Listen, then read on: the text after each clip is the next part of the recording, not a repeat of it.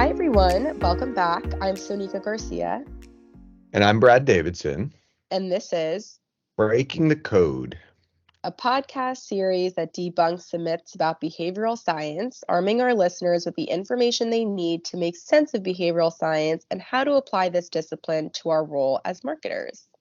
That's right. So, Sanika, today I'm going to be interviewing you. That's a shift from our first two podcasts because we'll be talking about something that's near and dear to your heart, which are heuristics. I am on record as being a bit of a heuristic skeptic, not that they don't exist, but that maybe they're being a little bit over applied. But Sanika is much more positive about them, and that probably has to do with her training and background.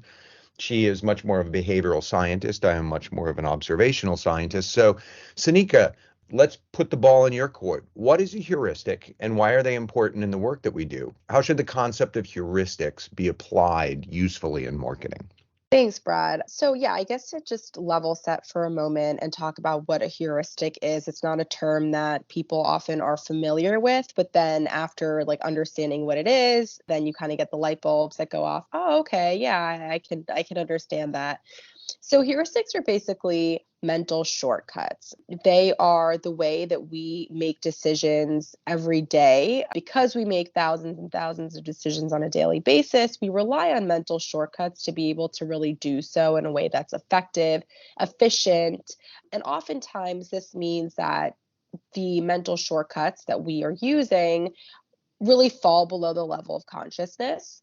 They oftentimes are not rational. And I say that because heuristics are our go-to decision-making method under uncertainty. So at a crossroads, we're not sure to go with option A or option B, or we're in a new situation, we oftentimes rely on heuristics to make those decisions. So again, just subconscious mental shortcuts. No one is freed from this way of thinking. It's ingrained in all of us from the moment we're born, and all of our experiences really shape the way that we use heuristics in our daily lives. I think a term that people are more familiar with is cognitive biases, and just biases. Everyone knows what a bias is. And so heuristics and biases are very related. Heuristics cause a bias to be formed. So oftentimes, if you use the same mental shortcut over and over, it lends itself well. You're able to make the decisions that you need to and survive as a human. That's how prejudices and stereotypes are formed. So they're very related. That makes sense to me. Heuristics are sort of shortcut thinking where we take one or two pieces of data and we extrapolate from them, and they can be both good or bad, right? If you hear tires screeching, you assume there's a car crash coming and you jump out of the way. That's a very useful heuristic, and that's probably the kind of thing where if you see the bushes rustling, you think there might be a tiger in there, so you run. Those work. I think when you talk about bias, again, the heuristic might be that, like, if you've decided that people who dress or look a certain way are engaged in criminal activity as a police officer, then you have created the opportunity for bias to seep into your policing work. And I actually think that's where heuristics have really come to the fore, is in this inherent bias training that we draw conclusions off too little data when it comes to complex situations. And that really does tie directly to the work we do in medicine. So, what are some of the best ways that you've seen heuristics applied Yeah. to marketing challenges in healthcare? So again, I think you cannot have the discussion about behavior change without having the discussion about heuristics, and really our decision-making strategy, both conscious and subconscious, is something as marketers we need to take into consideration. And I think oftentimes we focus on the conscious decision-making and we fail to consider, what sort of lives beneath the surface. And oftentimes that's really what most strongly impacts the decisions that we make. I think as healthcare marketers, what's really interesting are the populations and the audience that we have. So doctors and patients. And I think with doctors, they're such complex human beings and they are faced with making very important decisions. So we're not talking about, what to eat for lunch or how to get to work in the morning. We're talking about decisions that could essentially save a life or not. So I think that's very interesting. I also think it's interesting from a patient standpoint. So I think oftentimes we focus on, okay, this is a patient, this is someone who's living with, let's say, psoriasis. Well, to us, that's the biggest categorization that we have of this person. They are someone living with psoriasis, but to them, psoriasis is just one part of their entire life. We don't know what their family life is like. We don't know what their professional life is like.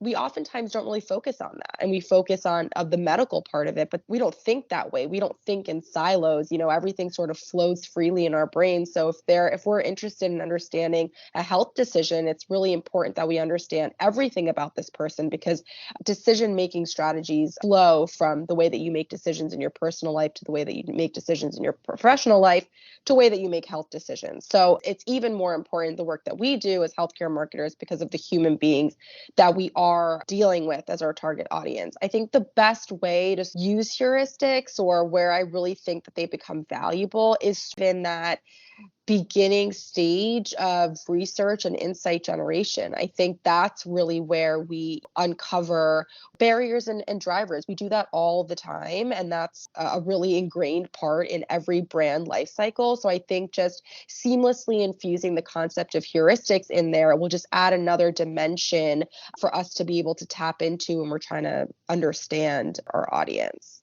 Yeah, that makes a lot of sense. And certainly some of what you were saying overlaps tremendously with my background, because you want to understand somebody from a holistic point of view.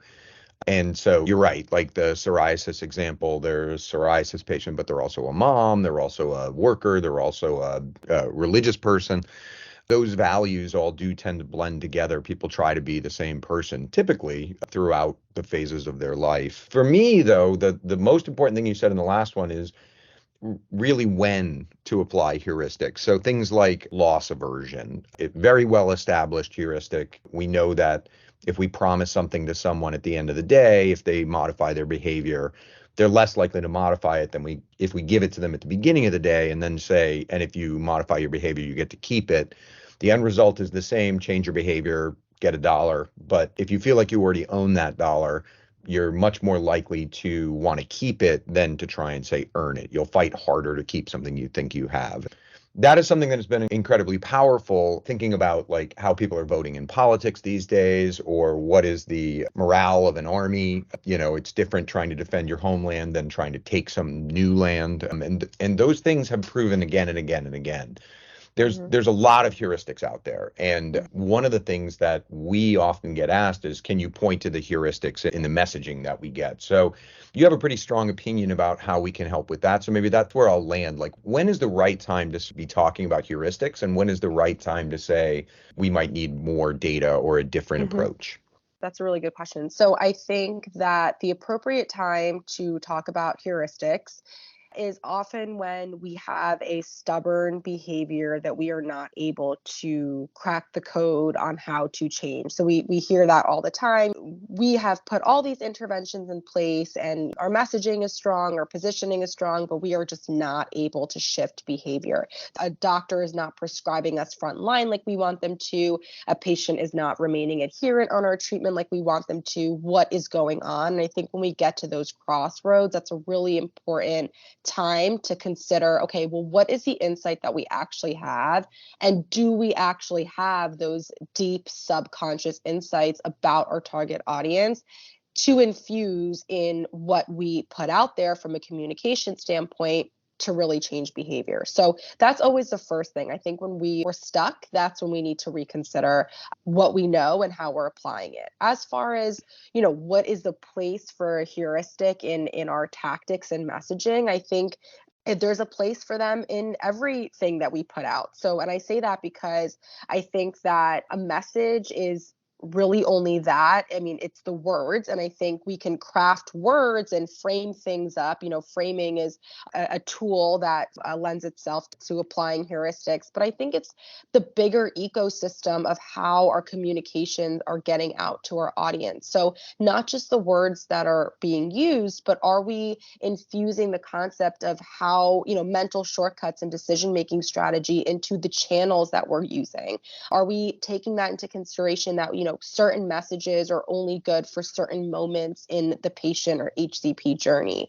Something that we say a particular way at diagnosis is different than we want to say 5 years into treatment and that sort of thing. So I think it's really important to take a more holistic approach in infusing heuristics to our communications. It's not cherry picking, hey, let's apply this to this brochure or this particular message. It needs to really live everywhere.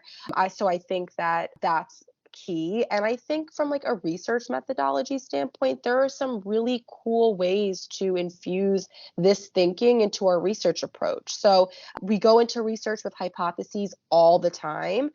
How can we structure questions that uncover biases and heuristics to test against our hypotheses? There's ways to do that. So I think that's a really simple way to make sure that we are checking that subconscious drivers of behavior off our list. I think that's a really great answer. So if I can summarize, heuristics are a tool. They help us understand patterned behaviors or patterns of thinking that are driving behaviors in a different way. They're not useful all the time, but they're very, very useful if you're finding yourself in a position where, by logical accounts, people's behaviors should be changing and they aren't.